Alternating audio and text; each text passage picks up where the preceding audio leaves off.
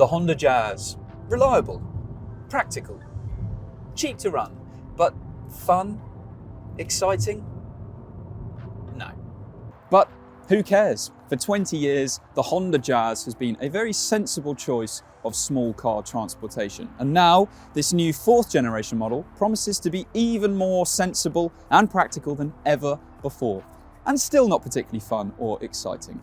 So have we reached peak Jazz? And is this car better than the Ford Fiesta and the Seat Ibiza and every other very good rival that it's up against? That's what we're going to find out in this review. But before we start, if you want to save more than £1,000 off the Honda Jazz, then click on the link to go to whatcar.com. And if you want to see lots of other new car reviews just like this, then make sure you're subscribed to our channel.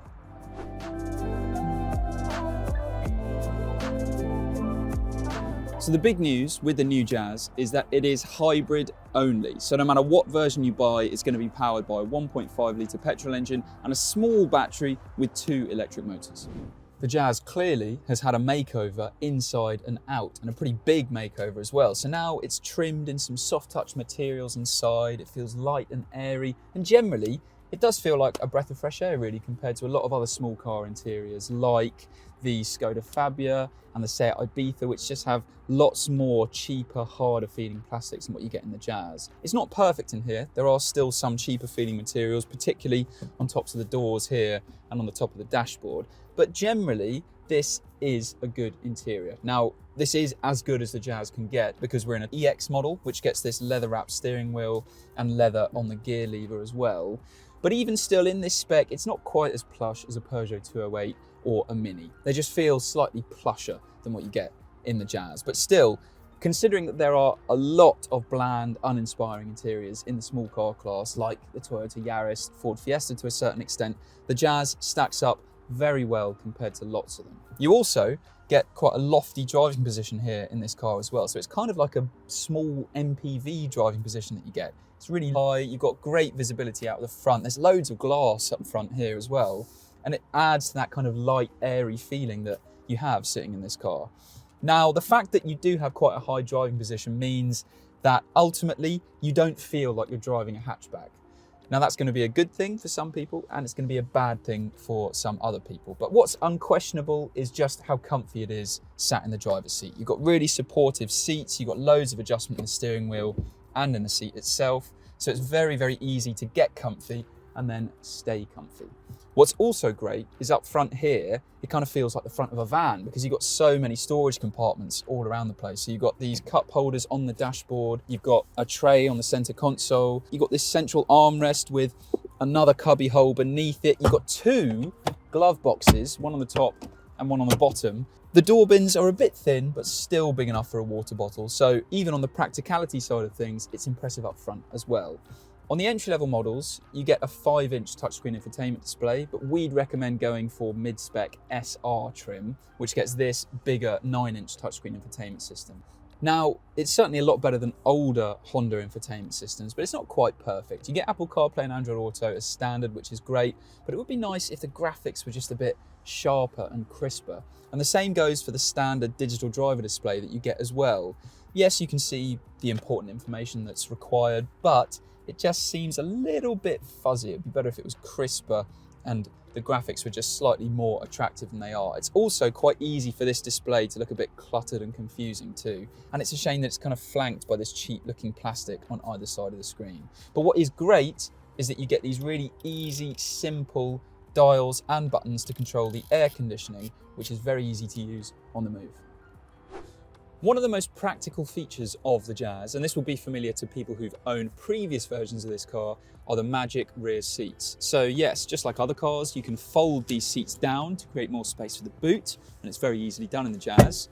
But you can also take these seat bases and fold them up like a cinema seat. And what that does is create this massive area down here, which is very handy.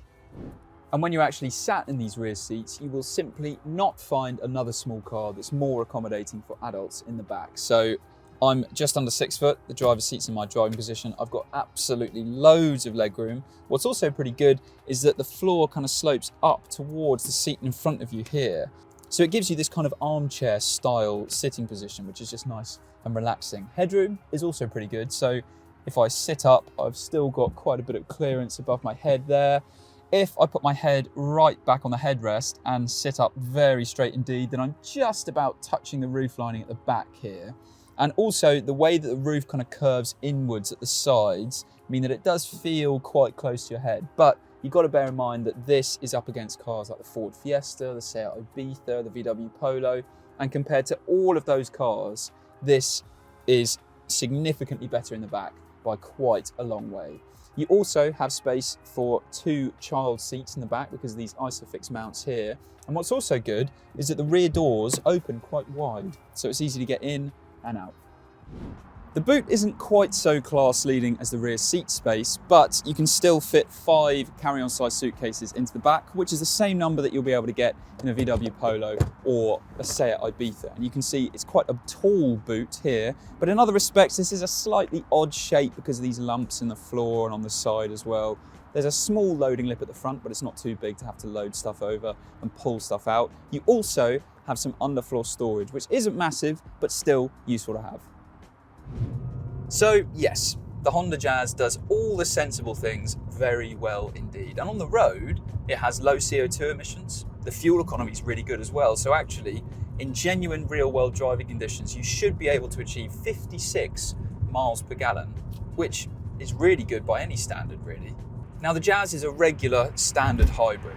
So that means you don't need to plug it in to charge it up. You just put some petrol in it, drive it normally as you would any other car, and you don't have to worry about anything else. But because it isn't a plug-in hybrid with a much bigger battery, that means that the ability to travel on pure electric power alone is more limited. So you'll only really notice that happening at very low speeds.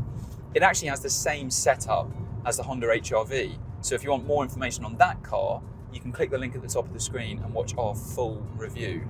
Now, aside from the fuel economy, the other thing that stands out with the Jazz on the road is actually the ride, because this is a really comfortable car. It's not perfect, so if you go over a pothole or a motorway expansion joint, then there is a bit more of a shudder through the body than you get in a VW Polo.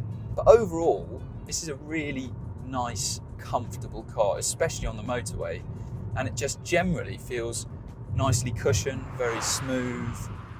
The performance is also pretty decent too. So in our testing, we managed 0 to 60 miles per hour in a very respectable 8.6 seconds. And there's definitely more than enough grunt and extra performance to manage motorway journeys with no fuss whatsoever. The only problem is that under hard acceleration, you do get quite a coarse, unpleasant engine note that isn't very nice to listen to. But then on the other side of things, at very low speeds, the engine's virtually silent. So it is smooth, relaxing, and it's only under really hard acceleration where the engine becomes quite annoying. So overall, it's just a really nice thing to drive. If you like the Jazz, but prefer your cars to have more of an SUV look to them, then you can go for the Jazz in Crossstar trim. And if you go for that version of the car, then it sits 30mm higher off the road, and it also gets some cosmetic tweaks as well, like a 2-tone paint finish. You get some body cladding, there's bolt-on roof rails, and also a slightly different front grille. But it's difficult to really recommend that model because all you're really paying for is a slightly different look. Of the trims available on regular versions of the Jazz, we would go for mid-range SR trim. That gets you 15-inch alloys, all-round parking sensors, and the upgraded infotainment system as well. It also, on top of that, adds part leather seats and generally a nicer interior than what you get on the entry-level versions of the Jazz. It's also worth knowing that every Honda Jazz gets a 3-year warranty, but the hybrid system is covered by a separate 5-year or 90,000 mile warranty. But let's not beat around the bush. The Jazz is expensive. It costs more than the Fiesta, the Ibiza, the 208, the Polo, virtually everything else in this class. So, is it worth it? Well, it's very well equipped. It's practical, particularly for passenger space. It's also actually quite cheap to run, and it's really comfortable. So, yes, it's expensive, but it's brilliant. And to save more than £1,000 off the Jazz, you can do so by going to whatcar.com, where we've also got great deals on every other new car on sale. But before you go anywhere else, make sure you're subscribed to our channel to see lots of other new car reviews just like this. And if you've enjoyed this one, give it a like and tell us in the comments below what you think of the Jazz.